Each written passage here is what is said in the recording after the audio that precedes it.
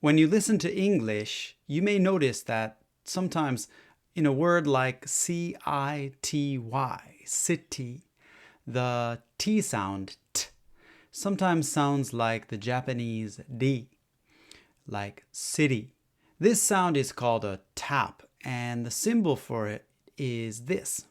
It's also sometimes called a flap. A tap sound is a lot like the Japanese da-di-do-de-do. In American English especially, when the T sound, t, is between two vowels, like in city, and the first vowel is stressed, and the second vowel is unstressed, the T sound often becomes a tap. So, words like atom and metal sound more like atom and metal. This pattern, stressed vowel, T, unstressed vowel, is important because if this pattern changes, then the tap can turn back into a regular T sound. For example, when the suffix ic is added to a word, the stress shifts to the syllable just before the ic, and the tap becomes a T sound. So, atom and atomic, or metal and metallic.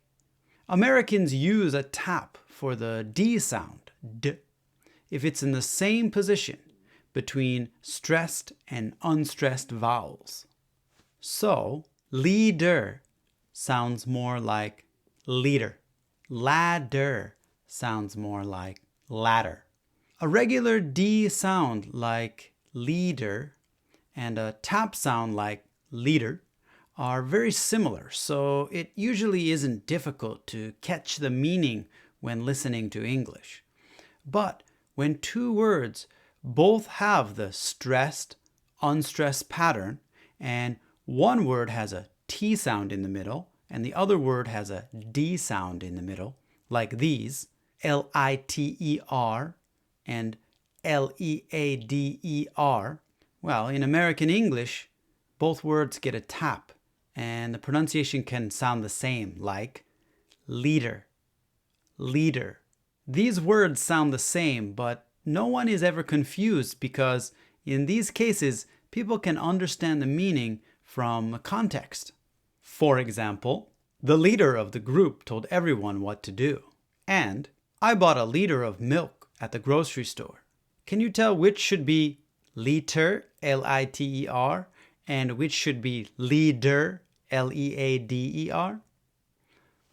The tap sound is common in words that have this stressed vowel, a T or D sound, and an unstressed vowel.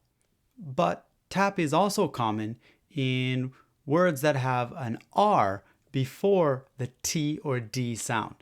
For example, words like P-A-R-T-Y, party. This sounds more like party. And T-H-I-R-T-Y, 30. This sounds more like 30. There are a few other cases when a tap can happen within a word, but the most important thing is that you know about the tap sound. Understand that it doesn't change the meaning of a word, and understand that native speakers use it naturally without really thinking about it.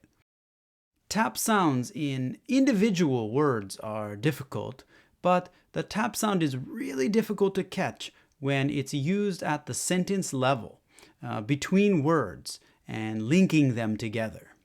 So, the stress-unstressed pattern inside a word like water, water, can happen between words too, like get along with.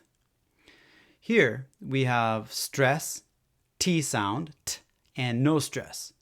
This is the pattern that usually has a tap, so it sounds more like get along with, get along with. That is just one linking tap, get along with. But sometimes sentences have many taps, both within words and between words. So taps and linking and schwa together can make a sentence very tough to catch. Listen to this sentence with a lot of taps and see if you can catch it. I need to go to the store to get a little bit of butter. One more time. I need to go to the store to get a little bit of butter. That was a little difficult, wasn't it? Here's the sentence, and here it is written phonetically. Look at all the taps. That's 1, 2, 3, 4, 5, 6, 7. And with linking, some taps jump to the next word. And with the schwa sounds, it's really difficult to catch this sentence. I need to go to the store to get a little bit of butter. I need to go to the store to get a little bit of butter. Most sentences don't have so many taps, but this sound is very common in American, Canadian, and even Australian English. So knowing about the tap sound will really help your listening ability. As for speaking, it's up to you.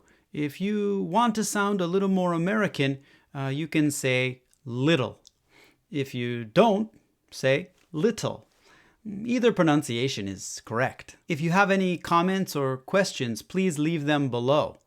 英語、日本語、どちらでも構いません。Thanks.